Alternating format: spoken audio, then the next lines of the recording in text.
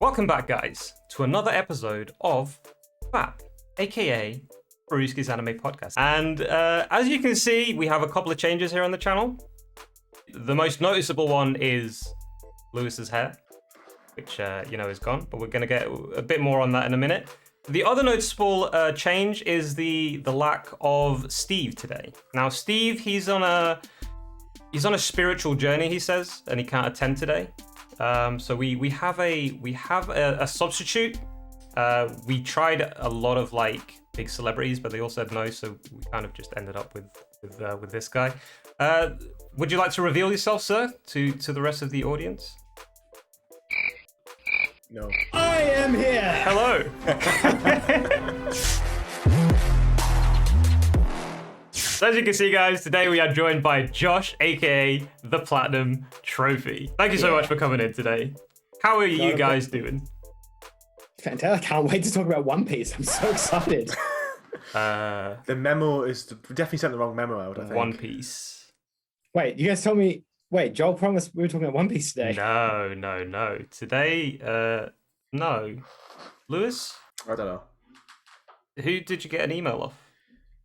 I don't know. My agent received an email from, I thought it was your agent or something like that. He's like, yeah, they're really keen to talk to you about One Piece. They know One Piece is your favorite anime of all time. They really want to get you on to have a chat about it. I feel like at the time, now this is maybe come back a little bit. I feel like, we're really clasping at straws. Yeah, we had 10 minutes to get a guest, and I think someone might have just sent out a very generic email and just. You might have got 3 or 4 of them, and one of them might said One Piece, one of them might said Naruto, one of them might said a different show that we're going to talk about today. Josh, what's your second favorite anime? It's a show called My Hero Academia. Haha!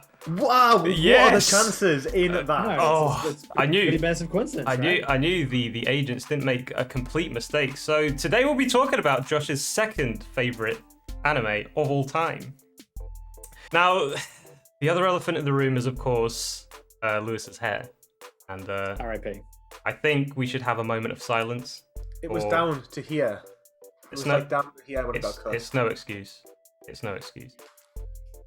We should have a moment of silence for the fallen man bun, I think.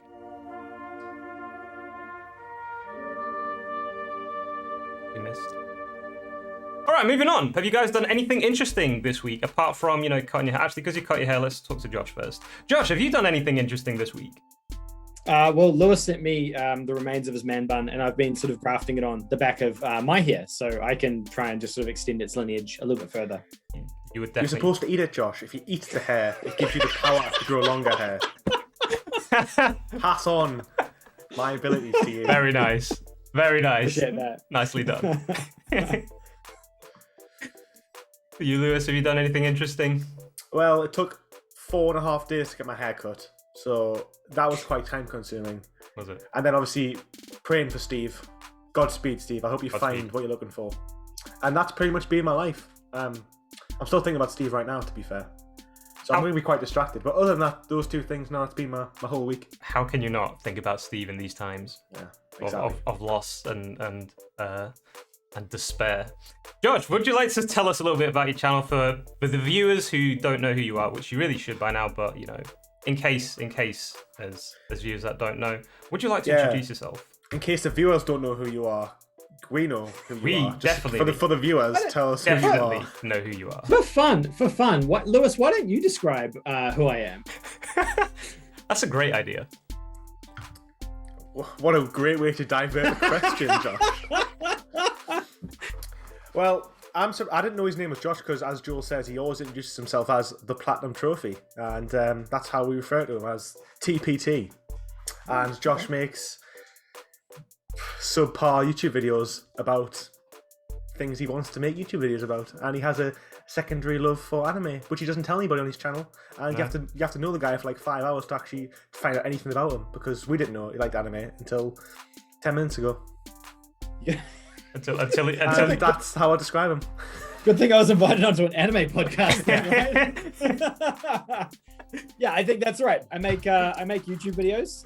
They are no better or no worse than all of the other YouTube videos on the internet, and they're about gaming. So yeah, don't bother checking them out. You heard it here first. I mean, I tried, and obviously, he doesn't want you to see his videos. So I would just hang around Joel's channel. It's pretty good. Just in case though, I'll leave the link down below. As always, I'll leave obviously Lewis's link as well. But just in case you are curious, I'll leave the link down below anyway.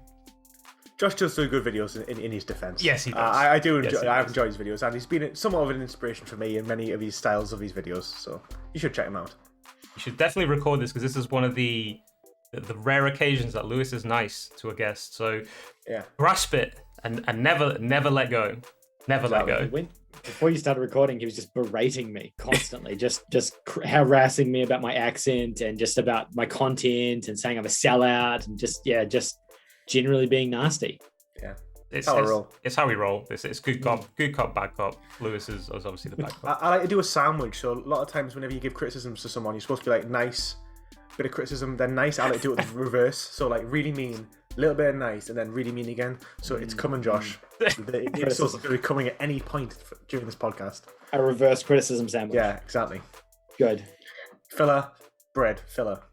Good. That's the best way to eat a sandwich. I mean, you British people put anything in sandwiches anyway, so I mean, to be fair, if you're ever stuck, you can always put something in a sandwich. Tell me something. Name a food. Someone name a food. I don't know. Pot noodle. Pot noodle sandwich. Beautiful. That's disgusting. Noodle sandwiches are amazing. That's disgusting. Cheese sandwich. Pineapple. You guys put chocolate around pineapple, okay?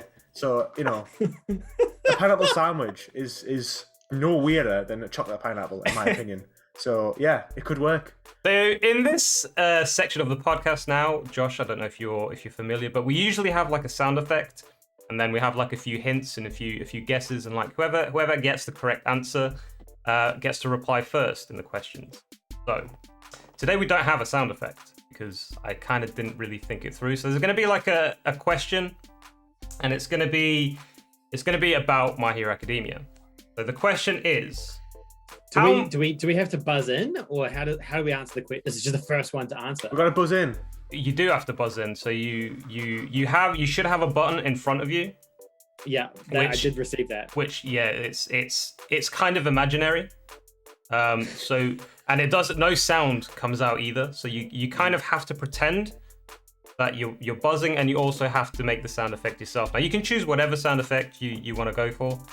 You've got to remember, you've got to use your imagination. You have to use your imagination. You also have to tell me now which one it is, because in case you do it and it kind of I can't hear it. Mine is going to be inspired from One Punch Man, and mine's going to be when Saitama says "okay." So I'm going to go like this and go "okay." Slant the eyes. Okay, that is my buzz. Okay, that's his buzz. Okay, so my buzz, it's a bit of a weird one. It's creative as well, though. I did use my imagination. So it's just gonna go like this. Lewis. Okay. So original. Not confusing at all. Okay. Right, so we have Lewis on one side, which is gonna do okay, and then we have Josh on the other side, who's gonna say Lewis. So this is gonna be great. This is gonna be fantastic. Thank you guys for your creativity and making my job so easy. Right, the question is, are you ready? Yes. How many teachers are in the UA school? Closest answer wins. Lewis. Yes, Josh. 10? Okay. Well, what's your counter answer, Lewis? Well, I think there's going to be at least 6, but I imagine it's a massive school. So I'm going to say 11. I'm going to say 16. 16. Now I can say, Lewis, no matter what you said, it would have been wrong. Because there is, in fact, 10 teachers. Hey! In total. Well done, Josh. Well done. In your debut for the FAP, you have now earned and shoved Lewis off his high horse because he's won twice in a row. You have now earned the privileges to answer first at all times. Lewis. Fantastic. If you answer first, you'll be silenced for 10 seconds as a penalty. Damn, son. Things got real. Strict rules here. Strict rules. Alrighty. Now, I've added a new section before we do go ahead with like the story of My Hero Academia, and it's just to include the viewers as well. I've chosen a couple of my favorite comments from the last episode. First of all, Josh, have you ever watched Blood of Zeus, the anime? Nope. You haven't? Not Okay. going to though. I saw your thumbnail. Yeah, he ain't missing much, bro. Okay. Yeah, you're not. So these are probably both like more towards, you know, me and Lewis. So the first one, which I really liked and really laughed at, was from Matt Rushton, and he says, watching Heron, which by the way, Josh, is the main character of the series, the main character, was as good as watching Asbestos. I have to agree with that. What do you think about that, Lewis? I think Asbestos is more interesting because, you know, Asbestos can kill people. Asbestos is some serious shit. Whereas Heron, Heron doesn't do anything. He stands about and cries and throws his really powerful sword over a cliff and forgets about it. That's true. That's very I just like being Thor and having this hammer and going, you know what? Then never use it ever. And be like, forget. And then not even that, forgetting about it. Forgetting, like, erasing from your memory. Like, this really powerful weapon. And just like, And letting your arch enemy get it and use it. Yeah. The second one that was interesting. This one you know actually, Lewis, because you've already replied to it. But I thought it was funny, and it's from Terrell Mattress, and it only says no explanation to this statement. It just says it was really good. Stop hating. I mean, to be fair, like, we have no problem with counter-argument, different opinions of ours, but what I would love for you to do is, if going forward, if you disagree with what we have to say, please elaborate on it, because, you know, we have opinions, and we went into a deep dive into why Blood Zeus wasn't a great TV series in general, and I think it was quite a lot of detail and quite in depth. And to someone just to say that, it's kind of like, well, come on, man, tell us why. We want to know why. Yeah. Because maybe there's something we've missed. Maybe we didn't look at things in the right light. But just being like, it was good, kind of like, is just. Yeah. I don't know if you noticed, Terrell, but the episode was like a good hour and a half. It was like your answer. That comment was basically, am I saying, do you like burger or do you like pizza? And it's you answering with yes. That's pretty much it. Anyway, that was the favorite. That was my favorite. Was my favorite comments of the last video. I think one was in our favor, one was against us. I thought I'd even it out and just, you know, spread our opinion out there. As always, guys, if you have your opinions, drop them down below in the comments. You may have a chance in the next episode of being selected, so be creative. Alrighty, so moving on, let's talk about My Hero Academia, which, you know, this intro has been going on for about an hour now, and we're finally getting to the juicy bits. The man bun's almost grown back. It almost has. That was my goal all along, is to see if that glory would come back, but alas, it's failed. Let's forget about that. So, My Hero Academia is an anime. Surprise, surprise. It's basically set in a world where 80% of the population has a superpower. Although in there they call it quirks. So I think it's set in the future. It doesn't really narrow it down what sort of year it's set in, but I'm guessing it's like a little bit into the future. It is set in Japan though, and it basically revolves around a kid called Midoriya, which is in fact one of the small percentage that does not have a quirk. Now this is mostly set in a school with, you know, it's, in my opinion, it's a good anime. It's got superpowers, it's got, you know, it's everything. It's very similar to One Punch Man, I think, in like the genre, where it's like, it's funny, it's got action, it's, you know, it's good for like a newbie. We're only we're only talking about season 1, which consists of 13 episodes. So very short, well worth a watch. Wait, I think I'm getting a call. Hello? Hey, it's Vaultboy Steve here. Ah, it's Steve. Sorry I couldn't be there live with you guys, but hey, this is what happens, right? Time zones. We're going crazy, we're going timey-wimey. Josh with Australia, we're in the UK. It's crazy, it's like a full day ahead. Either way, I'm here via satellite to provide my opinions, so... He wants to share his opinion. Hey, not too bad, right? Maybe. Most important question, as always, of course, is it fappable? Josh. Yes. It is. Perhaps we should explain our backgrounds with My Hero Academia first, because both of you have already watched all 5 seasons, haven't you? Yes, we have. I've only watched 1. And Josh is obviously quite a big fan because he's obviously got the clothing line available at discount using code Josh. 20% off.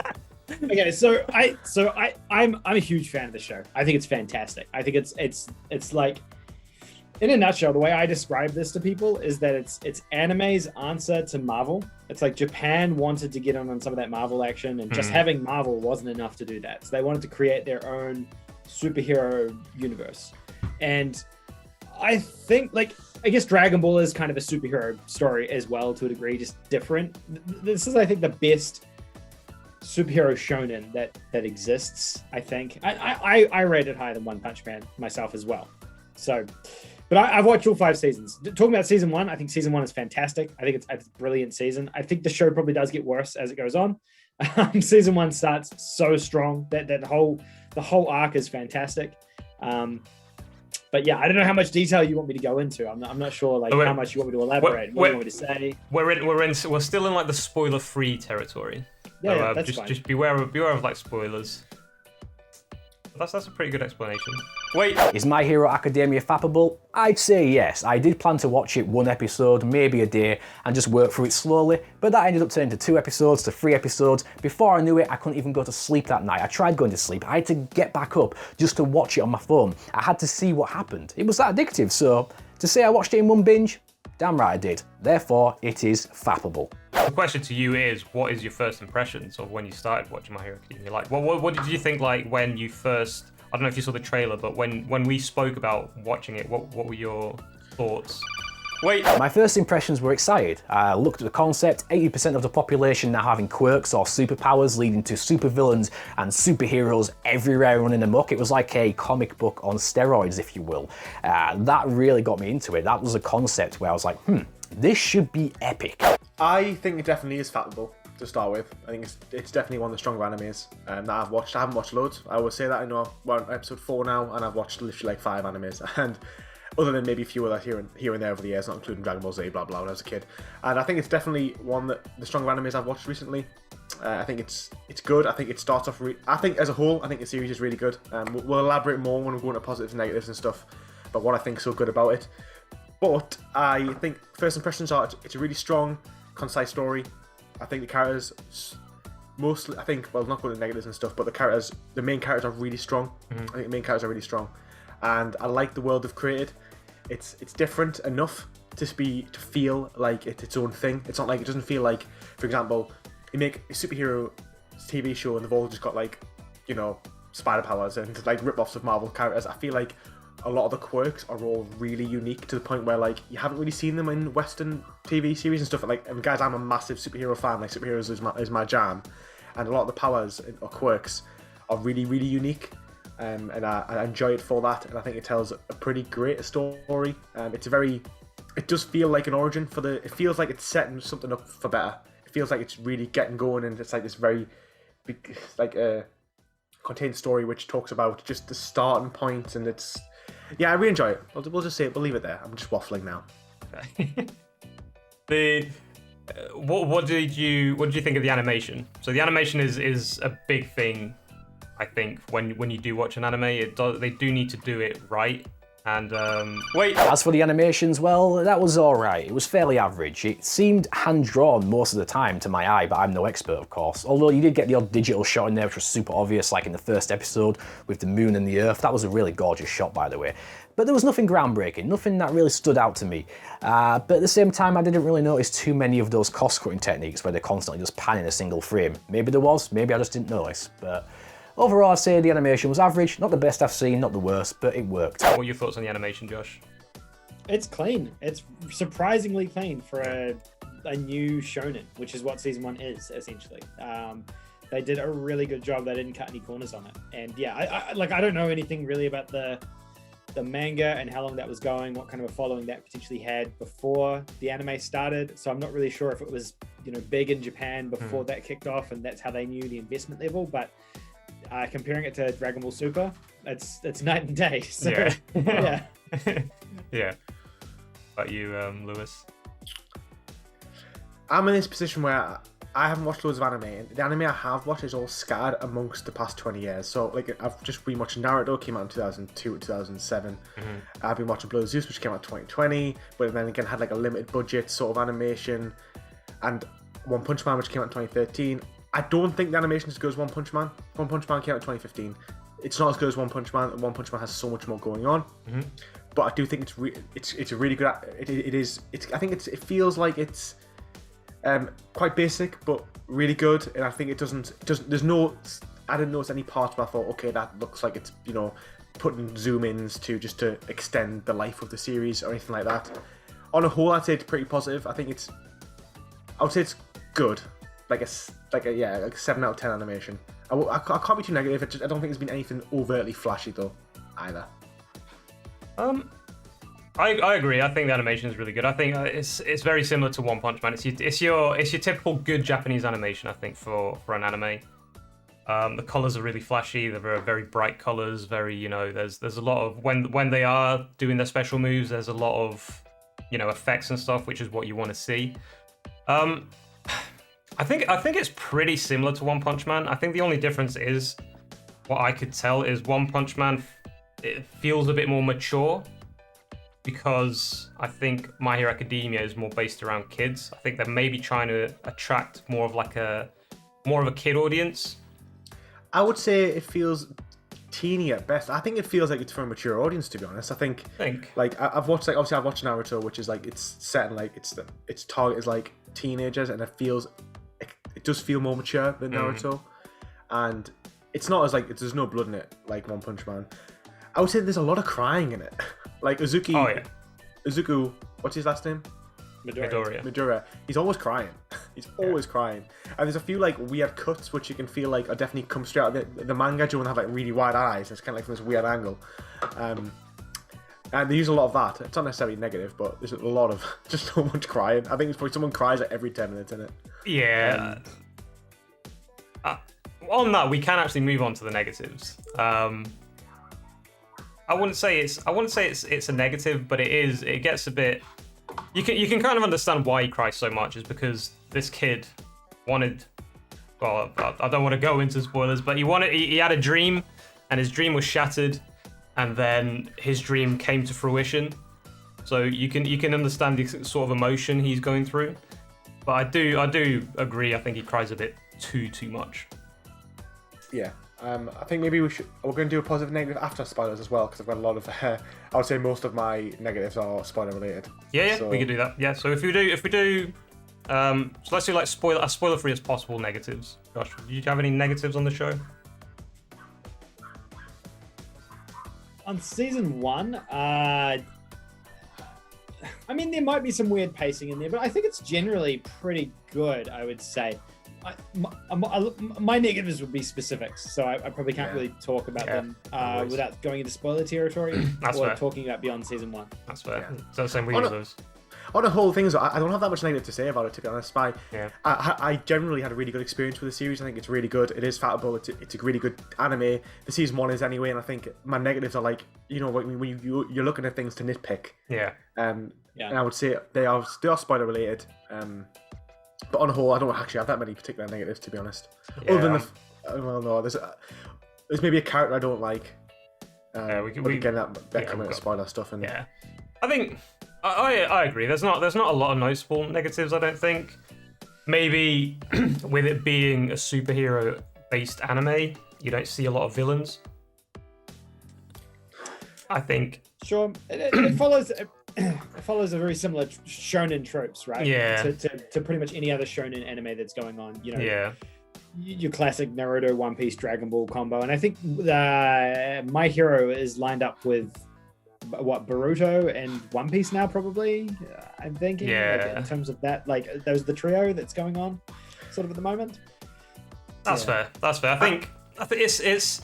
Keep in mind, guys, if you haven't watched My Hero Academia, keep in mind season 1 is more of an introductory season. So it's still one of the best seasons. You think? I think so. I think you're right when there's many villains, and I think there's no standout villains in it, but also I feel like it feels like it's.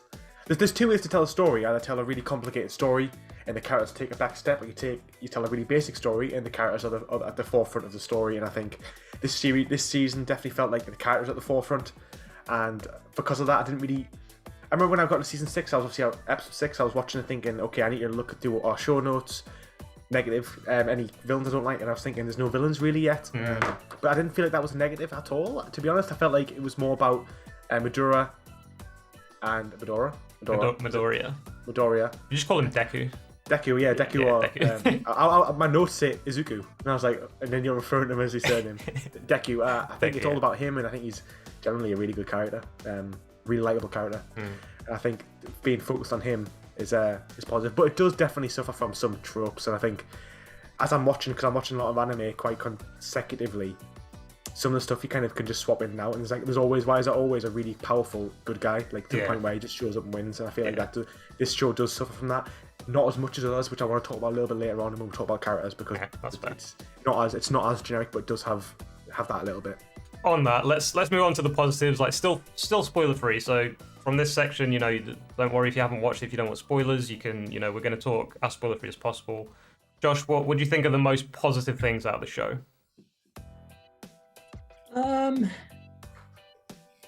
I think it did set itself up to be quite different. So I know I've kind of used the counter of that in my negatives about how like it does file into some of those like shonen tropes, but I think when this came out, back when it came out, the season 1, before we knew about seasons 2, 3, 4, 5, I think it was something completely unique compared to what else we had on the market in terms of anime, superhero anime and things like that. It was something different, taking a completely different take on it, coming out at a time when 2015 superhero saturation was probably at some of its peak as well, like globally. So it was a massive risk releasing something like this, yet they managed to, like Lewis said, carve out something that's like different enough about a superhero high school, which I like, excuse me if I'm wrong, I mean I guess X-Men, right? But there's not many other things like that. I don't know. I think that was pretty cool, and they took it. It was a different take as well. It's what X-Men was. It was like the X-Men universe is the inverse, where like the mutants are hated, whereas this is sort of the opposite, where they're kind of glorified. So I think it's interesting that I've got a few things, but on that I would say, although I think the superhero high school is it's not been used that much, I would actually probably say, Josh, in superheroes, that actually is the idea of superheroes in high schools has been around. It's probably the most generic trope of a superhero. Like it's quite often that like you get like Iron Man, or like there's been TV series throughout all of like since there've been animated TV series about like they're always at high school or at college while they're doing the superhero and stuff. And I think it's maybe not necessarily a focus on superhero schools, but even like Disney had a Disney film called like Sky High, which was the same, and you have like Invincible's just come out now, but I think it does it differently. And probably the best I've seen it be done, is what I would say. I think for me, I've got two main positives. Firstly, there's no fillers at all. It's a very concise story, and you could have easily stretched this out to 30 episodes and just put in some background stories about certain superheroes at the high school and stuff, which wouldn't have been out of place. But because it's so concise, it's paced so well. It's just one arc essentially. It's just Deku getting into school. It's not really a spoiler. Him going into school and just starting his first year at high school. That's not a spoiler. It's obviously what you'd expect, and it's really good and it's concise, and I enjoyed it. Well paced generally. And then my second favorite thing is the superpowers. I think if you think to yourself, because I was doing this as I was watching it, I was thinking it's really hard to think of new superpowers. I don't think I could sit down and think of like 30 or 40 superpowers. I don't think I could do it. Like I'd struggle. I probably could, but it'd all be inappropriate. I think. Well, there you go. They'd all be like 18 plus. But 30 superpowers that like most of them haven't been done before as well. A lot of them are quite different. Yeah, they are. And I really like as well. I'm not sure because I've only watched season 1, but a lot of the kids' powers. So this isn't a spoiler. I'm not going to say any of the powers or anything, but basically all the kids' powers all come at a cost. So it's kind of like they all haven't mastered their abilities yet. So it's like they'll use their abilities, then they use it and they get so fatigued or something happens to them where like basically they're incapacitated. And I really like that. And I feel like it sort of sets the idea that you can be a superpowered kid, but you'll never master it until you're older. And it has like more of a purpose. Like Spider-Man at 16 years old, he was like fighting like Green Goblin on a bridge and like saving people's lives. He was already Spider-Man. And he was already doing all this stuff. Like, and it feels like this time it's kind of like, well, actually, no. When you're a superhero and you're a kid, you have a lot to learn. You might not be able to master your powers for 5-10 years, and I like that a lot. I felt like it was just a different way of telling it again. I agree.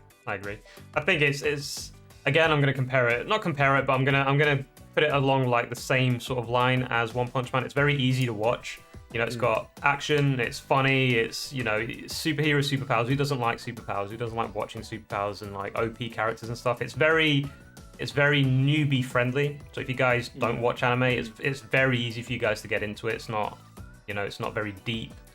Well, it kind of is deep with some of the story elements, but I mean, it's not. You don't have to think a lot. You could just enjoy the show and enjoy the story that they're telling. It's a pretty good anime. I think it's probably one of the best. Like you have been hearing us say. Yeah, I think that's a really good point. Like, as far as anime goes, like recommending an anime to someone who hasn't watched it before, I think this is a really good beginner anime. Because like Lewis said, it's like 20-minute episodes, very digestible. There's not too much there that's gonna, if you're having a bad day, it's not gonna make your day worse. You know, it's just easy to watch and simple. There's no filler. You can normally churn through a few of them at a time. Yeah, it's pretty good. Yeah, I mean, I watched 8 episodes yesterday, so like over the course of the day, and it was just so easy watching. Yeah. So I would say, however, I think One Punch Man is better, considerably better, in my opinion. I wouldn't say One Punch Man. I don't think My Hero is just very funny. It's like, you know, it's not funny. It's just One Punch Man is like actively funny, and I think it tells a better, for considering they're both the same length. One Punch Man is it takes on a better journey. Like more stuff happens in it, whereas My Hero Academia is a little bit slower. The thing is with that. Go on, Josh. Go on. No, you go. All I was going to say is like it's different because with My Hero Academia, you're telling more than just one character's story. With One Punch Man, you're essentially just telling one character's story, really, especially in the first season. It's only really Saitama's story that they're telling. Whilst in My Hero Academia, there's at least 3 different characters that they really concentrate on. And I think that's maybe why, you know, with One Punch Man, they can afford to do like a bit more comedy, because after like episode 3 or 4, you already know who Saitama is, and you already know that one punch, and that's it. That's all it's going to take. Whilst in this one, there's a bit more struggle, and like touching on what you said as well, because there's always a consequence to when the powers are used. That makes it more of a struggle, because no matter how strong Saitama's punch is, there's never really a consequence of danger to himself. He never really sacrifices anything in himself. True. Were you gonna say something, Josh? No, just I sort of agree. I think like as the show goes on, there are various arcs in the show that tell different stories where they cycle in different main characters. And I think contrasting that with One Punch Man, which was 2 seasons, I think there hasn't been a third, right? 2 seasons. Like two seasons, like 12 episodes per season. I think it's pretty short comparatively to. I think My Hero is over 100 episodes now, I believe. With season 5. You know, you could look at Saitama's story as a single arc of My Hero Academia when you look at it as a whole. This is knowledge you might not know yet because you haven't seen the rest of the series, obviously. But I think with that like forethought, I think that sort of does differentiate the 2 of them quite significantly. Also, the beauty with no fillers is the difference between a constantly ongoing anime compared to a seasonal anime. This is why they have such a big break between. And personally, I think I prefer seasonal anime. I think anime like Naruto would maybe benefit in being more enjoyable if it was seasonal, rather than having so many fillers in between. But obviously with a lot of like the popular show, and it's the same with One Piece. One Piece has a ton of fillers as well, because it's just ongoing all the time. And it's just, that's the money side of things. I think it's they try and pump as much money out of these shows as possible, and sometimes it kind of ruins it.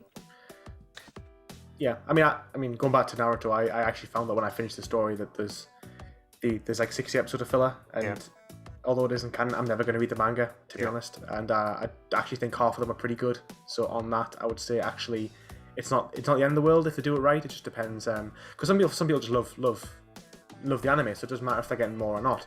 Like, so there's pros and cons, I guess.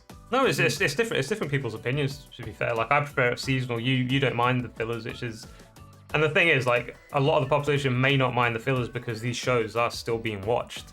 So it's that anticipation of when it's going to come back to the canon. I mean, I as someone who prefers concise stories, I actually think I prefer the likes of One Punch Man and My Hero Academia because it he's more concise, and I don't want to watch through like Naruto and Shippuden's coming up like 600 episodes. Like that's going to be a struggle to watch. Like I preferred both One Punch Man and My Hero Academia to Naruto. So I think because Naruto's it's too long, and there's a lot of nothing happening, but there's still good stories, just not great stories. Yeah. Whereas like this just felt like both these series, One Punch Man and My Hero Academia, felt like great stories, great seasons anyway. That's where I've watched. I agree. Anything else you guys want to touch upon before we move into the spoiler territory? Nah, I want to talk about spoilers. All right, guys. So we're going to dive in deep in spoilers. So if you guys haven't watched My Hero Academia, you should definitely go and watch it now, and then you should come back and watch the rest of the podcast. You should. You should. There'll be timestamps down below as well, so you can. We're gonna give it a rating now before we do the spoilers. We're gonna do the spoilers. Do it. Yeah, we can do a quick rating now with like a quick, like a non-spoiler rating. Can we do point? Does it have to be a solid number, like 8 out of 10, or can we do like an 8 point something? Whatever you want to go with. I think you can both go first. We'll have to add Steve's in as well for the average. Who's gonna go first? You, Josh. You won the game. You won the game, Josh. I won the game. Right, you're the lead. I don't know. I'll leave the commentary for when we talk about the next part, but I'll give it a plus ultra out of 10. Wow. Yeah. Okie dokie. What about you, Luz? Do you have a more precise score rather than a plus ultra out of 10? I did really enjoy it. I don't have that many negatives. I feel like it'd be unfair to give it less than an 8. I think I'm going to give it an 8.5, 8.5 out of 10. I did really enjoy my time with it. That's fair.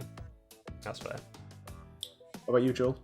I'd give it a solid 9. All right, guys. Now we're going to move on to spoiler territory. So, like I said, if you don't want spoilers, go watch My Hero Academia. You could literally do it in like an afternoon. You could binge through that easily in an afternoon. You should go do that, and then you can come back and watch us ramble about the spoiler territory, which is actually where the juicy bits come in.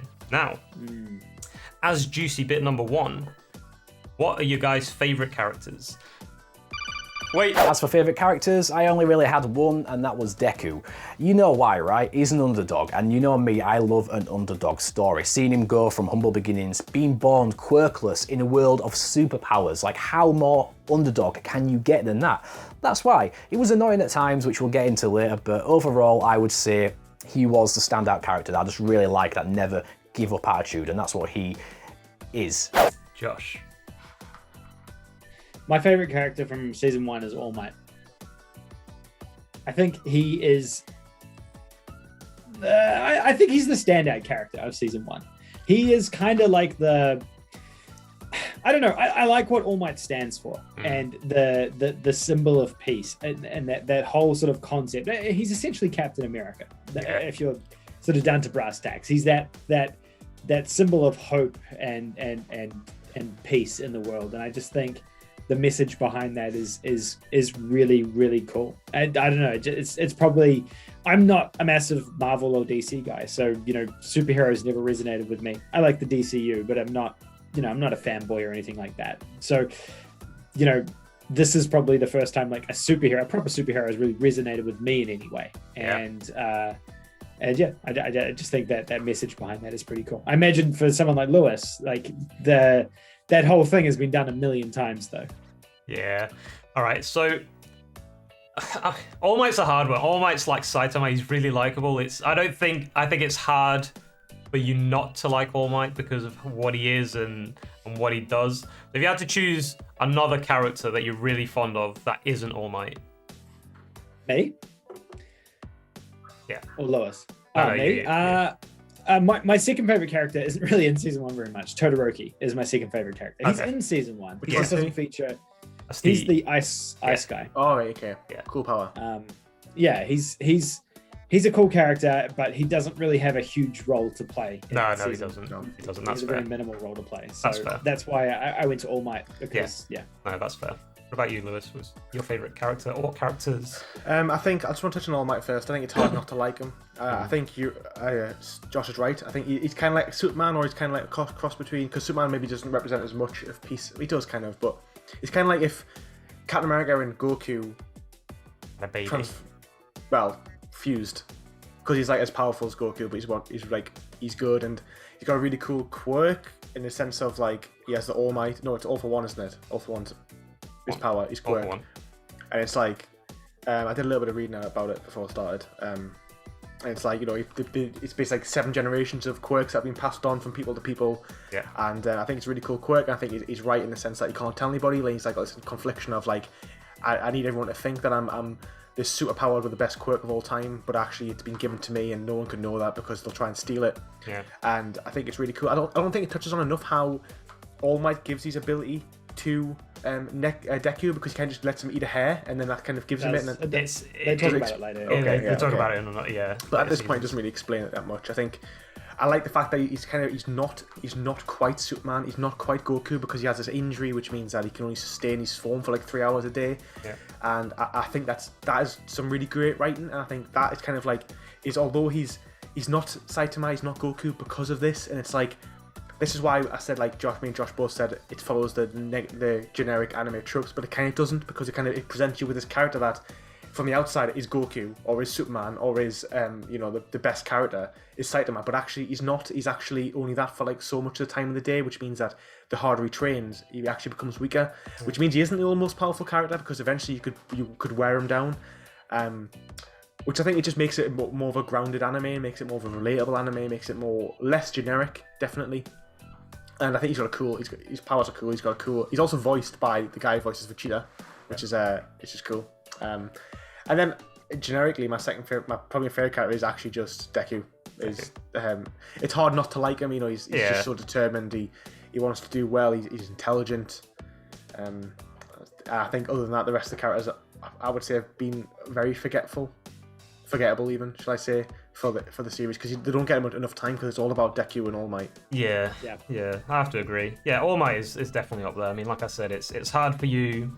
You'd have to actively look for faults in All Might not to like him, and it's hard to, because he's not got many faults. I mean, what he stands for is righteousness and justice. Excuse me. He's just generally a good guy. He sacrifices himself to save others, like no matter what the cost to himself, as we can see in the last episode, where he has to really, really, really push himself like way past his limits. I think you guys have pretty much covered everything with All Might. I think it's a cool power. Like it's a power that anybody would want to have. I mean, who wouldn't want to have his powers? The other one for me is a Razorhead, and I think his quirk is really, really cool. I think against most villains, he could, like, one-on-one fights, it's going to be really, really hard to take him down, because he could just erase anybody's quirk with just a glance. And obviously the goggles he wears, you don't know if he's looking at you, if he's not. So he's a very calculated character. You don't see much of him throughout the first season, to be fair, but in the last few episodes where you see him fight these different villains, it really shows how OP he actually is. And I just also like that he's just like always carrying this sleeping bag around, like he's, do what you want, I just need a nap, and it's just like collapses on the floor. I think he's a pretty cool character. Yeah, he's funny. He has such an awesome set of fights in those last 3 episodes. Like when he's defending the entire class from like the League of, I don't think they're called that yet, but those villains that come into it. I think it's just such a cool moment seeing him just like switch all of a sudden and just start kicking ass, and it's so satisfying. He's like a character that's severely underutilized in season 1, who gets fleshed out more, right? But I think he's definitely pretty cool. He redeems himself in those last couple of episodes, because he comes across as a bit of an ass when he first introduced as well, right? Yeah. Especially the way he speaks to Deku. Well, he's going to expel him. I'll expel you if you keep using your power. And then you realize he's actually protecting him, because the more he uses it, he just wrecks himself all the time. Like he's. The next one is like villains, but I don't think we see a lot of villains to like create like a hate relationship with them. Wait. Well, favorite villain? I can't really choose one, believe it or not. Not because it was bad or anything, just because most of the villains seemed fairly on the same level. They were all fairly bland, and therefore I couldn't really pick one out in good faith, because you can easily choose a standout character when they literally shine to you, but when they don't, when everyone's on the same level, it's hard to choose one. And I refuse to choose one based on that limit alone. I don't want to falsely choose a favourite villain when, honestly, all of them were kind of bland. They all seemed like henchmen to me, so what else can I say? The main bad guy, well, the main bad guy of season 1, I forget his name. What? I forget his name as well. Yeah, Kashan. Well, he sort of is. He is kind of a villain. I think he's more of like an anti-hero. He's Kashan. Vegeta, basically. Yeah. Kinda. We'll touch on it. I'll touch on him a lot more like it further on. He's a weird one. I thought the big guy with the brain open was quite intimidating, to be fair. Nomu. The Nomu. Nomu, yeah, I thought he was quite intimidating. Yeah, I suppose. He was a cool fight as well. I mean, All Might had to push himself beyond 100%, and he knew he had seconds left. I think, like, I don't know, if he hadn't have been in his final form all day, maybe it would have been different or something. But I think that was the stakes were like sufficiently raised for that fight. Well, I thought that potentially that the villains may have organised that there'd be large amounts of criminal activity in the morning to try and fatigue him potentially, because they were implying that they kind of knew that I don't All think Might they had did this. though. But then it felt like, the villain with a hand on his face was kind of expecting All Might not to be able to sustain it for that long, wasn't he? Though he's saying he shouldn't be like this at this time. But he was also expecting him to be there when they did invade. That's true. Because he was That's like, They were where's anticipating All Might? I was giving them more credit, I think, than what they were due. Clearly, because I think he was trying to, like, he knew that his time was up. Like, he didn't have any more time left when that fight ended. If they'd seen any more, they would have realized he was severely weakened. I think villains. You'll see more of villains like in the upcoming seasons for sure. Yeah. And you will create like more relationships, I think. So I think personally, I don't have like a favorite villain or a really hated villain. It's, you know, they only show themselves in the last like 3-4 episodes, so it's one of those. Yeah, Nomu is a pretty good villain, but then he's pretty brainless. Like he's just a puppet basically. He's got like no emotion. He's just there just to kill All Might, and sometimes things that you don't understand their motives and stuff can be a lot more more intimidating villains, though. Like sometimes you think, okay, he's just a puppet of death essentially. They can be pretty menacing. He destroyed Eraserhead. Like he demolished Eraserhead. Like that was hard to watch. That was brutal. Like snapping each of his arms and then like crushing his face on the floor. It was pretty brutal. I actually put in my villains. I just put that. I put the guy who makes a little blast in his hands called Kash. Is it called Kashan? Kashan. Well, he's called Bakugo, right? Bakugo. I just put him as my most disliked character. It must just be me. I just don't like the anti-heroes in any of them. I hate Sasuke, and I don't like him either. I just feel like they don't. I just didn't like the guy as a character. I think he's just so one-dimensional. He's a massive arsehole, and I think like Deku, like for some reason cares about him, and it's like why? And it's just this really weird relationship, and it's just kind of like it feels out of place, and he's not a hero. He's meant to be this hero, and he's like anybody watching him will go, this guy needs to calm down and get out of the Hero Academy already. He's not a hero. He doesn't represent what it is to be good. He hasn't got good in him at all. I know we're gonna say obviously, well, in season 3 and 4. He does something redeeming to redeem himself, blah, blah, blah, blah. But it's just like, why do I have to be given these generic villain characters to go alongside the protagonist? And they're just terrible in the first 10, 20 episodes, which is what I felt like he was. Thank you for moving us on to the next section of hated characters. Now we all know what your hated character is.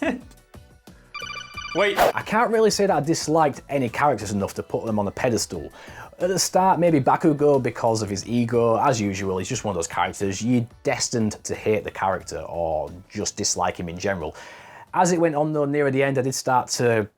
I don't know, that hatred went away. It was never hate to begin with, it was more of a dislike, but eventually it started eroding. I didn't mind him as much, and I'm sure as the seasons progress, he will develop as a character.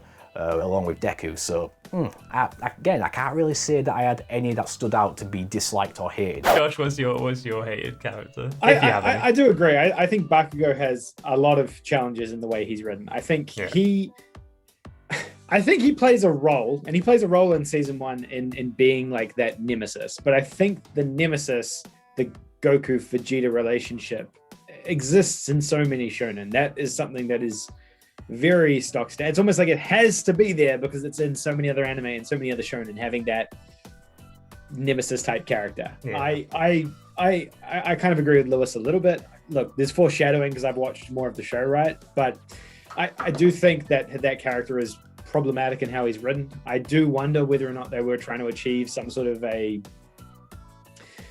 Vegeta style arc with My Hero as well, with this character in particular, you know, taking him from where he is in season 1 to wherever he ends up later in the seasons. Yeah. I do wonder, maybe there was something like that going on in the writer's room, perhaps. I'm not sure. Yeah, I agree. Yeah. I think it is fair to compare Kacchan to Vegeta, but I don't think that his pride is as justified as Vegeta's. Because let's look at Vegeta's life, for example. He was a Prince of Saiyans. Yes, he was prideful. His whole race got wiped out, and then he was made a slave by the person who wiped out his race. Yes, he didn't know that at the time, but still.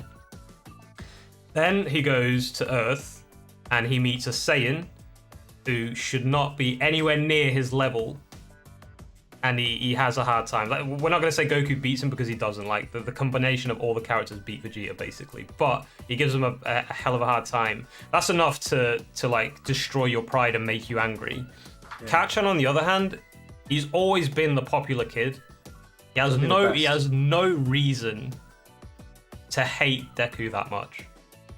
Just because Deku helped him get up from like, and showed him, like, empathy. I don't think that's a strong enough reason for that much hate. I agree. I agree. I think because he's the bully, really, before they introduced that second element of why have you been hiding your power this whole time, which is kind of how he presents the, like, hate towards him when they start the school together. I was going to say, I think the thing about Vegeta is, I think people forget, and I think that it took like 200 episodes to redeem Vegeta. Like, come episode 120, he was still snapping necks, killing people in very, very horrible ways. He wasn't really redeemable until very late on, and I think if I'd watched the first 2 sagas of Dragon Ball Z, I probably would have said, I don't like Vegeta at all. I wouldn't have liked him. So maybe it's just my intolerance for arrogant characters. I think arrogance is a massive flaw in someone's personality. But I don't appreciate massively arrogant characters. But again, the difference is Vegeta never claimed to be a hero. If anything, he was just always after being the strongest in the world, no matter who he had to, like, wipe out. Kacchan, on the other hand, he says, I'm going to be the #1 hero. Like, dude, you can't be a hero with that much hate and that much pride, where you just think of destroying somebody else without thinking of anybody around you. It's kind of like if Darth Maul decided he was going to become the best Jedi. Exactly, yeah. You know, it's kind of like it doesn't work, it doesn't make sense, but that the thing is the fact that, like, no one's ever challenged him on it in his whole life, because he's so entitled. He's had a really good power. He's bullied everybody in his life, probably his family and that are all afraid of him. And he just thinks, I'm going to be the best. I'm going to be the best hero, because that's, like, kind of like for the wrong reasons. Like, heroes are admired the most, blah blah. And he wants it definitely for the wrong reasons. And I think One Punch Man touched on that as well a little bit. The fact that, like, the S-rank heroes become basically, like, just massive egotistical egomaniacs, in the sense of that they're not even heroes anymore. They're just sort of like puppets of wealth and symbols, and it's kind of like, well, that's kind of what he aspires to be. And is that what the heroes are like in My Hero Academia or not? I don't know yet, because I haven't really had any of the heroes other than the teachers fleshed out. And if you're a teacher, you know, you're different to being like it's different. It's different. You know, you've got that ability to want to give back. So you definitely are. If you could have everything, and you choose to be a teacher, that says a lot about your person. Yeah. So I don't know what the heroes are actually like, if they're going to be like that or not. And that would obviously, there's always that argument that in the real life, would heroes actually be as pure as they are in the comics? You know, the TV show The Boys touches on that a lot. I haven't seen it, but it touches on the fact that, like, basically, you know, what actually would real heroes be like, and then are they then setting the example for the youth? And is that kind of like what I can't remember his name, whatever he's called, Blasty Guy, is that kind of what he wants to be? Just all the bad things and the superficial things that being a hero offers, that's what he wants. Massive tangent here, but, you know, don't like him. You should watch The Boys, you'd really enjoy it. By the way. I know. I think, like, the foreshadowing is interesting. Coming from, like this dialogue coming from someone who hasn't seen the rest of the seasons. I think it's really, the conversation's going to be really interesting when we talk about seasons 2 and 3 and 4. 5. I think once Lewis has caught up and watched those as well, I think it's going to create an interesting dialogue, because it can be seeing someone's like evolution or opinion change one way or another, or get stronger maybe about particular characters in the show. So I think like there's probably people watching this now who are sitting there being like, what are you talking about, Lewis? You have no idea. But it's interesting. Keep in mind with that information in mind. Yeah, keep in mind, guys, we are only looking at season 1, and Lewis has only watched season 1, although me and Josh have watched the other seasons. But even with us watching the other seasons, we can still all agree that Katchan is an absolute dick in season 1, and he has no reason to be. That's basically the harsh reality is that he's just a bully. So that's what I come back to, like whether or not they succeed in achieving a Vegeta level transformation. I believe that's what they were seeking. Is a Vegeta style character who is nasty and evil and a rival who they can transform into a good guy or a bad guy. Who knows what's going to happen, right? Yeah. But like that's what I felt like they were trying to achieve all through season 1. But I don't know. Like, I don't think they succeeded at it. No, definitely. I don't think so. Yeah. No, I don't think so. Because I think even Vegeta as a villain, he was still likable. For me, super, dude, Vegeta on Namek was like that was hilarious. Like everything he was doing on Namek was hilarious. He was double crossing people and killing these guys, and then going and teaming up with these guys and screwing these guys. It was just like he really just didn't care. No, he didn't. There was was a like charm to that, right? This guy is so like he was very likable. Me, and that was it. Yeah. Manipulated everything he was just moving all the pieces on that, like before Goku shows up on Namek, right? It was really cool. It was his time to shine, I think. And they did it well. Yeah. We're gonna move on now to like let's imagine if the three of us are born into that world. If you could choose, I'll let you guys choose 2 quirks combined together. Not all for one though. No. I mean, I thought about it, but actually, you can do all for one. But you say no, because that's just everyone would choose that, wouldn't they? Surely. But you just choose all for one. Of course you would. So no all for one. But you can do all for one, but you end up like Deku does when you use it. If you want to choose all for one, if that's going to be your quirk, you can use it, but your repercussions are the same as Deku's, and there's no nurse to cure you, so the damage is done permanently. So, yeah. So you just die. Yeah, pretty much. Or become a cripple. Either or. Wait. If I had to pick 2 quirks, it would have to be Bakugo's nitroglycerin-laced sweat, because he's got the ability to combust that sweat into explosions, which is a fairly cool ability, and when used with the right equipment like his gauntlets, he can harness those explosions into terrifying force. I'd combine that maybe with Erasure, because being able to look at an enemy and erase their powers, essentially making them helpless, seems like a good combination. You set your enemies up, you make them helpless, and then you obliterate them with your explosions, right? Go on, Josh. Yeah, go on, Josh. There's like so many downsides to all the characters. I would say Ida, because he's got the jet engines, he can run really fast, and I like running. It's my favorite sport. But then it kind of ruins running as well, because he's just going so fast. Yeah. His quirk doesn't make sense. What do you mean? How can you be born with machinery in your legs? How is that a quirk? Like, it doesn't make sense, because like surely a quirk is a naturally occurring part of like existence, and you can't. Oh, I've been born with robot legs. But you're not born with your quirk though. It manifests after I think you're 4 years old. Yeah, but quirk starts manifesting. So he just started growing metal pipes through his legs. It's the same. It's the same as the dude that shoots the tape from his elbows, isn't it? It's the same thing. Yeah, but that could be organic tape. I suppose you could say, well, maybe the guy with the tail. The pistons are organic. Well. They're not metal. Maybe they're organic pistons. That would make sense, to be fair. I love how deep you get into these things. Like, this cannot happen because you cannot be born with jet engines in it. You've got to think about superheroes realistically to make them more grounded. I like that power though. It's like a cool outside the box power, but it kind of like is a double-edged sword as well. Yeah. The other one is the other power that's kind of cool is, well, there's a lot of powers that are kind of cool. I don't know. I don't think I'd want any of them. I think they'd all cause problems in life. But maybe Todoroki's ice powers as well. You'd be a lightning fast ice guy. I reckon that's cool. It's also really hot in Australia, so yeah. You'd be like the ice dude in The Incredibles. But half your body would always be hot though, Josh. So half the body would always be hot, and half it would be cold. Yeah. Yeah. I don't know. I could only think of. I didn't want to use all for one. I felt like it was too generic. And then one of the ones I would definitely have is is it Denki, the electric powers. Oh yeah. The human Pikachu. I was thinking of these powers, and I was thinking, okay, well, if I have them, it's kind of like, well, they're going to mature and become more powerful, and that was the impression I was getting, that all these characters all have massive flaws in their abilities, but long term they're going to be really powerful characters, because that's why they're in the best hero academy school. So even the ones that seem like generic or not generic, useless, like the guy who shoots taped out of his arms, surely they're going to become powerful in the long run. Which does seem like the most useless power, but we'll come to that anyway. So I think the idea of being able to generate electricity is really cool. Obviously, it is quite a generic power, but at the moment when he uses it, it fries his brain, and he just can't really function properly afterwards. If he overuses it, yeah. If he overuses it, which probably doesn't have much of a threshold. I like that one. That's kind of the only one I would actually want. The rest of them, I think the Ice and Fire one was good, but I just felt like it was a bit too easy to pick. Oh yeah, definitely. Yeah, it's too practical, right? Yeah, it's too good.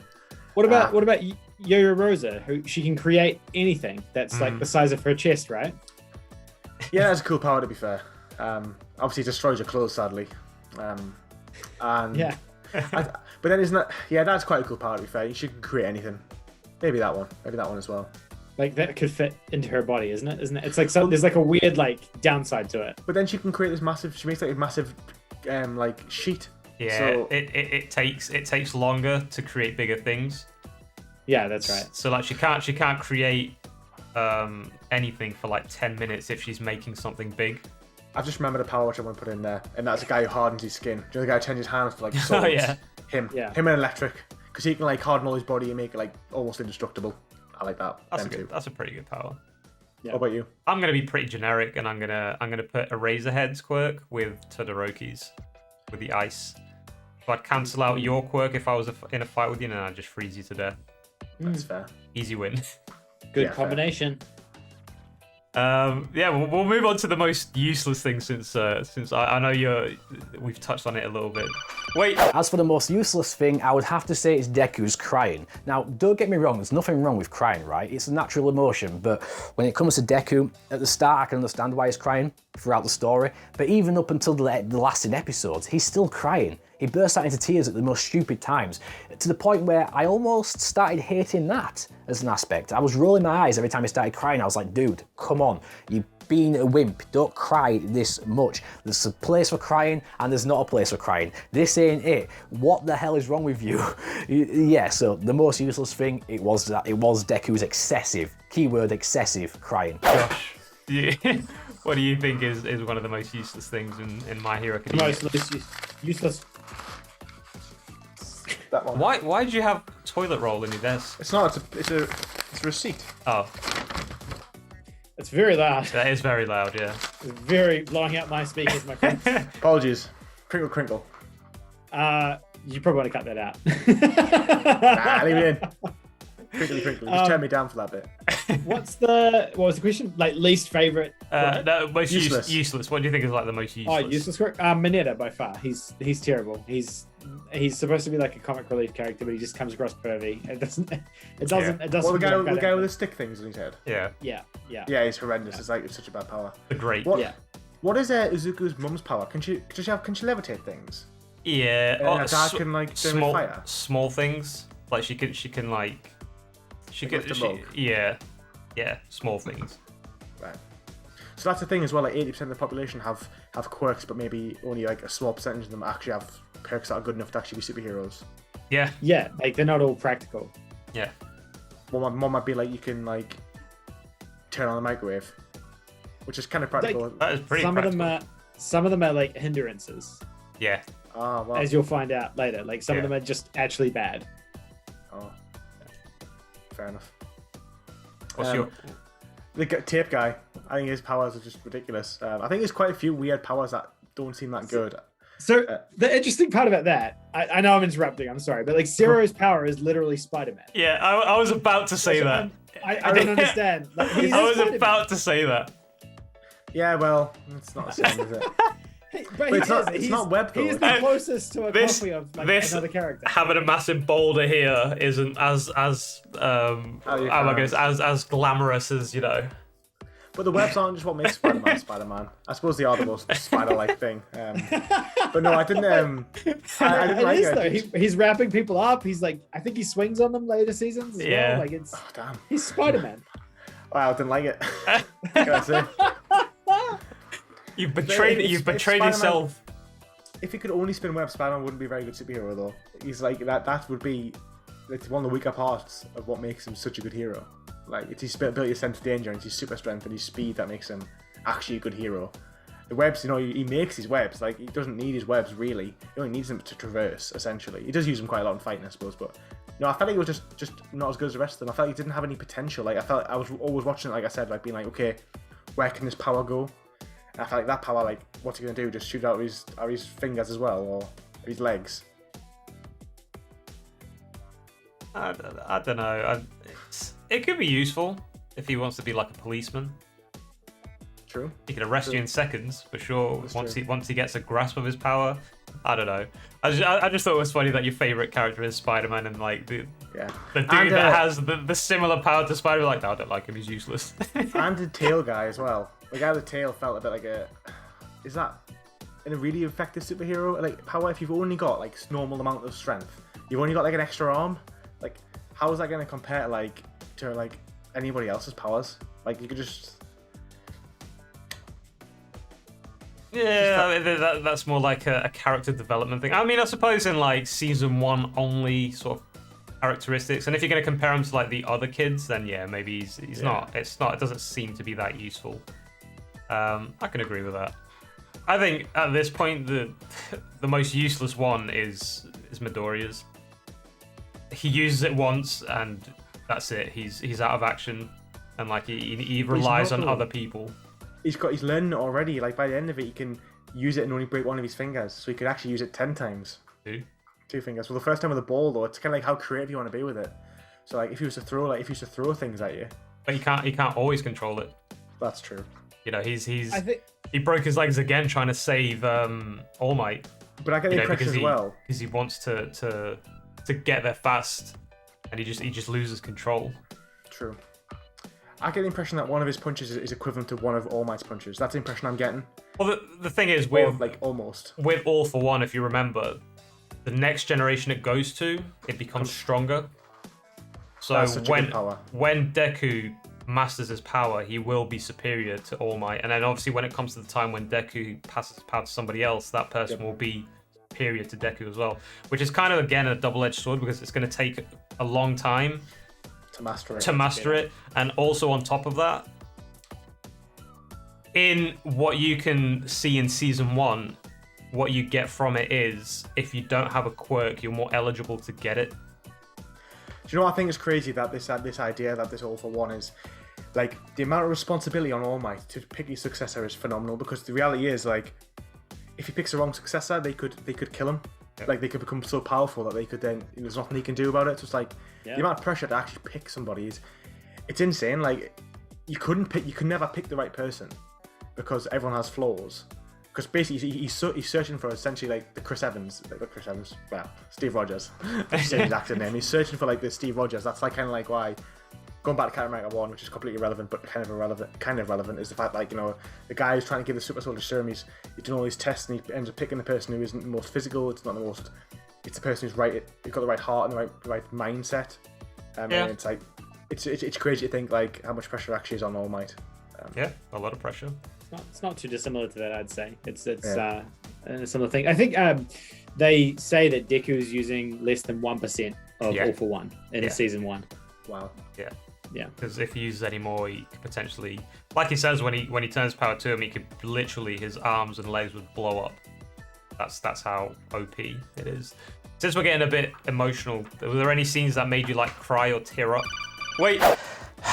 Did it make me cry? Hell no. Dude, Deku did enough crying for all of us. I'm pretty sure we can all agree on that. I can't see your beautiful faces right now, but I'm pretty sure we can all agree that dude cried enough for the entire world. We didn't need to cry in this anime at all. Nah, not for me.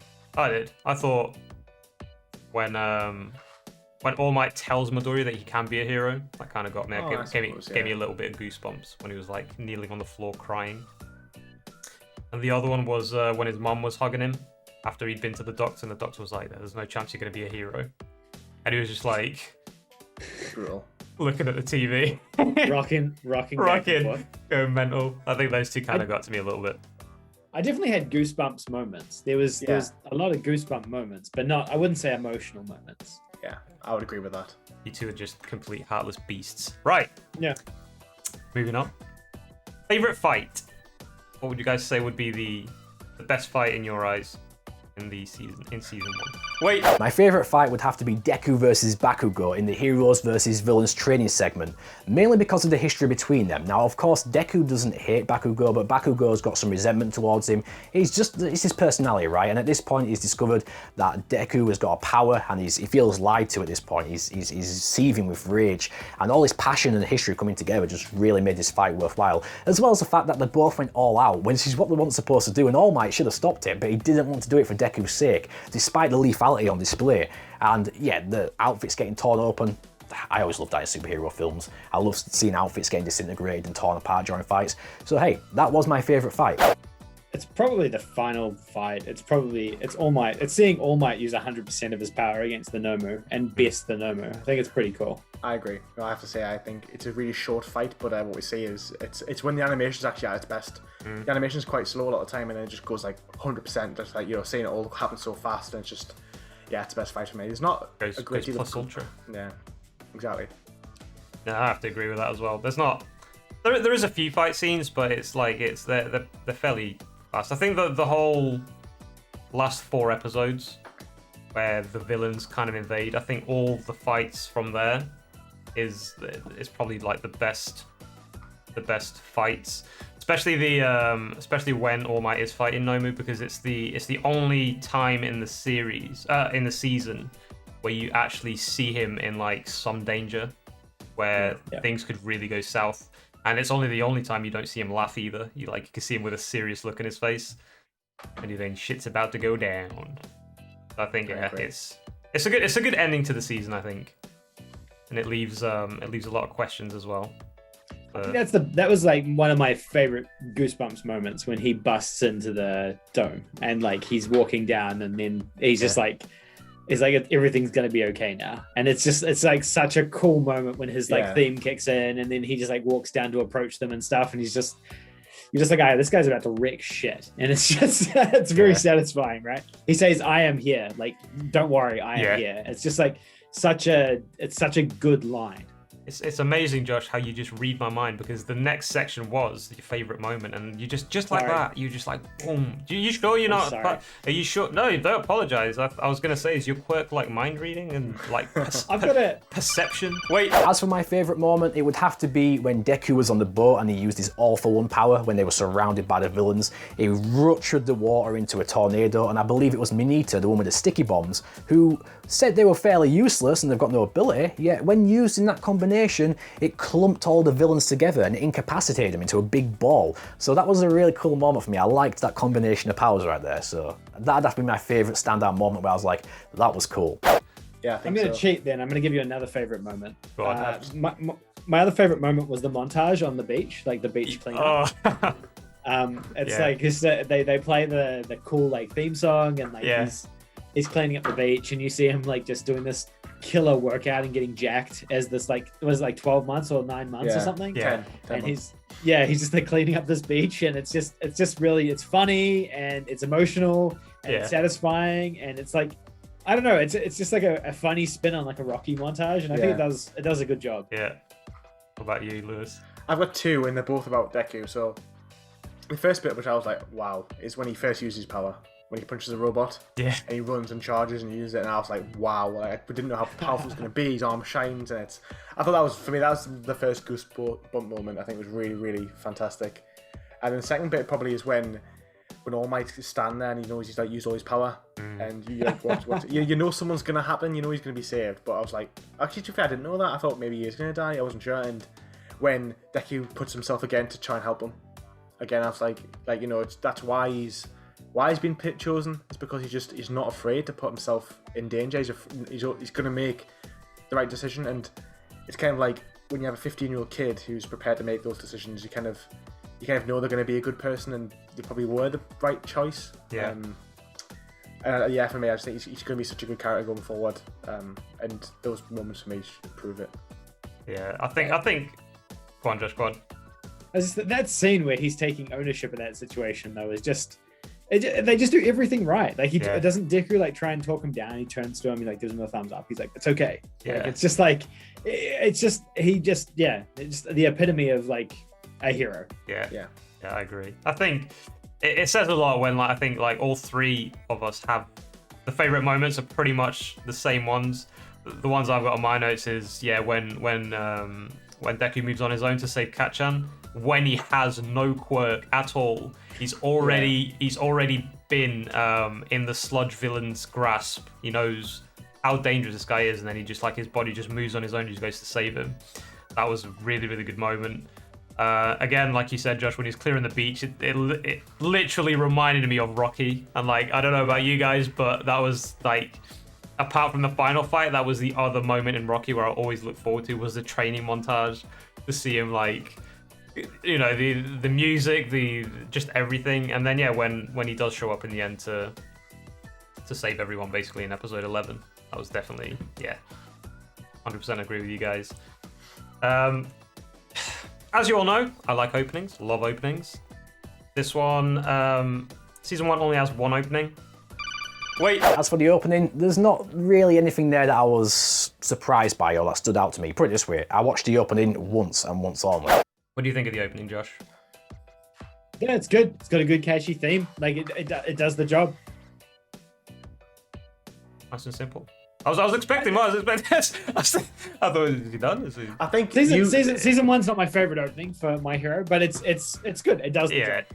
I think you care about openings considerably more than most people who watch these type of shows, Joel. I do. I loved it. I thought it was fantastic. I think the music's so good. I think it's one of the songs where I heard it and I thought, right, I'm going to download that, and I've got 3 different versions of the song in one of my playlists. I think it's such a good pump up song, and it's got such a good chorus. I think it's fantastic. I think it suits it feels like it builds up and it has and the song's called the Day, and I feel like it just suits Deku's journey of now is your time. So that's fair. Yeah. That's fair. Yeah, I do like openings. I think the anime opening is very important because it gets you pumped for what you're about to watch, I think. And some are pretty crappy, some are pretty good. This one, it's not the best. Definitely not the best in My Hero Academia, 100% in my opinion. But it's not the worst either. It made my opening playlist, so it's decent. I could listen to it. It's decent. The other thing I really like is the soundtrack itself. In the anime, when they're fighting or when there's an important event, I think they really nailed down the overall soundtrack in the anime. Do you guys agree with that? 100%. Yeah, me too. I think it's hard to nail down every aspect, and I think My Hero Academia does it really well. Not perfectly, but it does it really, really well. I mean, it gets you to feel those emotions that the characters are feeling, like the fear or the emotion, and discovering new powers and just saving people in general. It's overall it's a very good overall anime, I think. Finally, there are games based on My Hero Academia. It's called My Hero Wants Justice. Have you guys played them? Yeah. That face is the face of disappointment, I see. I actually made a video about this, and I haven't uploaded it yet. Oh. But I made. Do it. I made a video about this. Remember, guys, subscribe so you do not miss the video. You want to watch this upcoming If it video. ever comes into existence. So remember to subscribe. Tell Josh to upload that video. Tell him to upload it. Yeah, comment down Otherwise below. he won't. Upload. The games are pretty rough. I would say. They're problematic. Just do a quick one. I don't want to. No spoilers for the video. I'm sure if you guys want to hear an in-depth opinion about the game, remember to subscribe to Josh, and he'll release it. He'll release it soonish. It might be out, to be fair. By the time this comes out. Yeah, probably will be out. Yeah, by the time this comes out. Yeah. I mean, I've not played it, but I've seen the trailers and I've seen the gameplay. It doesn't look like much. It looks like just your standard anime fighter game. I think it's going to be probably similar to One Punch Man. If you like the anime, you'll probably enjoy it to a certain extent. But Is it a 3D fighter? Yeah, it's a 3D arena fighter. It doesn't look like anything. It'll be garbage. Anything special. Yeah. One Punch Man was terrible. In my opinion, it's going to be hard to nail down an anime fighter the way they did with Naruto Ultimate Ninja Storm 4. Well, I'd say like 2 onwards. I think it's a fairly good game, and obviously Dragon Ball Z Kakarot is not Kakarot. Fighters is probably it's hard to reach that level with it takes a lot of attempts, doesn't it? Yeah, like Dragon Ball Z's had like 30, 40, 50 games, whereas Naruto's only had like 7 or 8. Yeah. Obviously, my Heroes had 2. One Punch Man's had 1. Yeah. I think even like, to be honest, even comparing Naruto Ninja Storm 1, which came out in 2007, is better than One Punch Man because it's so like the combat's better. Like every character has their own set of combat, whereas their own special moves, their own finishers. Whereas like One Punch Man's like, okay, there's 5 different attack types and they all have very similar moves. It's kind of, it's not as good. So yeah, if you guys have played the game and if you do enjoy it, let us know down below. We, as you know, we're very opinionated. You may agree, you may not. You may disagree, but you know, let us know down below. And like I said in the beginning of the podcast, there's always a chance that you may be, you know, featured in the next episode, whether it be good or bad. You never know. And now we come to the final score. So this is the score. We can go a bit more in depth. We can like score it with all the spoilers. Wait. As for a rating out of 10, I would have to say a solid 7. I would go higher, but like I said, it could use some improvements. We'll see as the seasons go on. I'm actually tempted to go through them all now because there's 4 seasons, right? And I'm tempted to just blitz through them just because I want to see what happens next. Because it was really addictive in that sense. You really did want to see what happens next. Hence me binging it in one go. And I'm tempted to watch the season 1 again, to be actually quite honest with you. But besides that, like I said, a few little things held it back. Like the villains, to me at least, seemed bland overall. Nothing stood out, so I'd like a bit more variety, and maybe you could raise the bar higher. But 7 out of 10 is solid for an anime, and honestly, I'm guessing it does improve as it goes. So, oh yeah, 7 out of 10. Josh, you still going for a plus ultra out of 10? Yeah, I can elaborate if you want me to elaborate a little bit more, but my score doesn't change.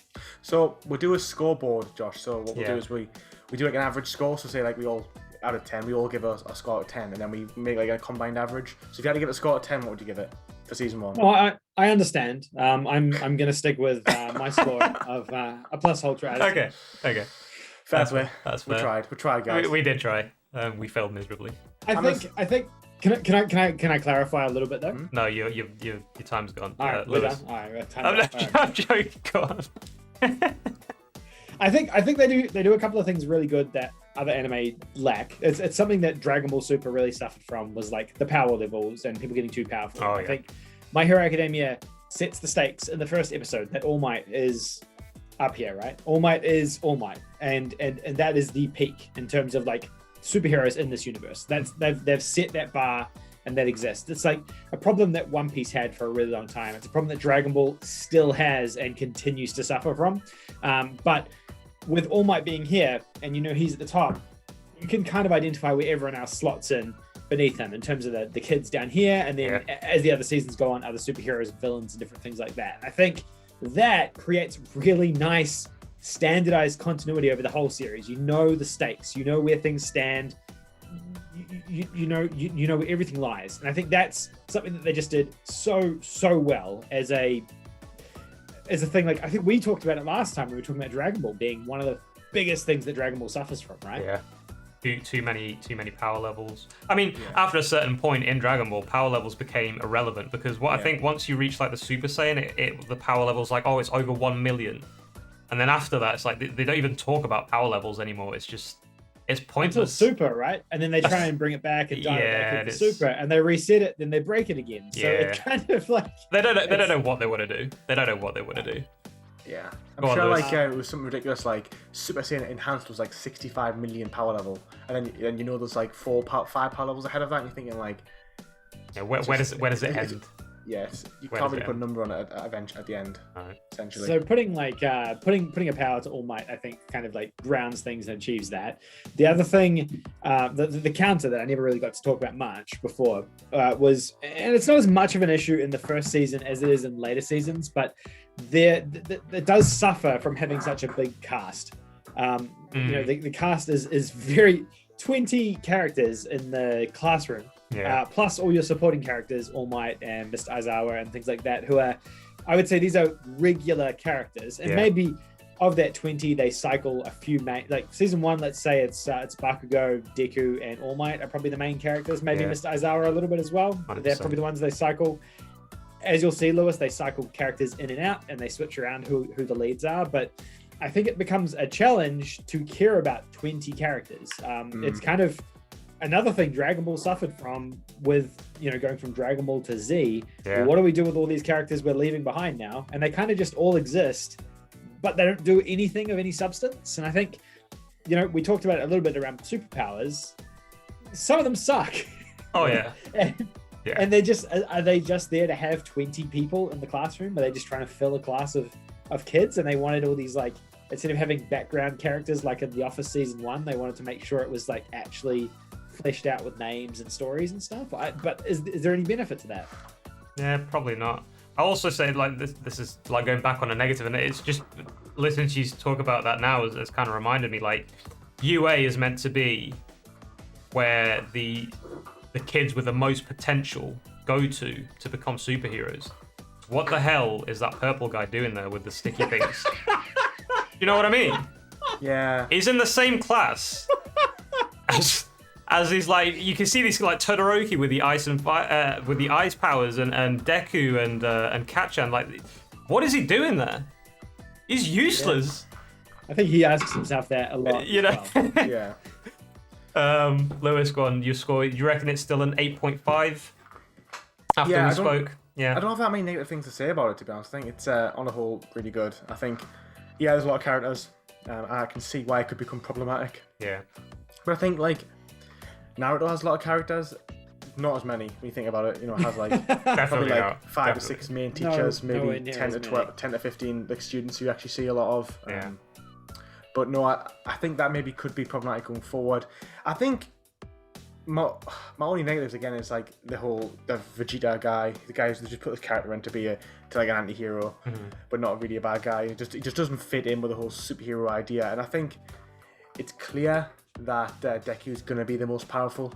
So it's kind of like, it feels like, again, it's like, it just feels very generic in the sense of, okay, he is going to be the Goku, he's going to be the Naruto, and they're going to be, like, I think the difference with Goku is, like, Goku's always, like, better than everybody else. Like, Naruto, like, I finished the anime almost, and he's definitely one of the strongest students, but he's not, like, the strongest in terms of what's going on in the world. Where it feels like it's just clear that Izuku's going to be the most powerful, and that's not necessarily a bad thing. It's just kind of, again, it just falls into a generic trope. But I suppose I'm looking forward to seeing his journey of how he gets from being able to not use any of his power to be able to use some of it. It's going to be an interesting journey. I think I'm just being a bit nitpicky, to be honest. I think on the whole, I do think it is really good. Yeah, as like a light for you at the end of the tunnel, especially season 4, you're gonna create like a lot of love for different characters.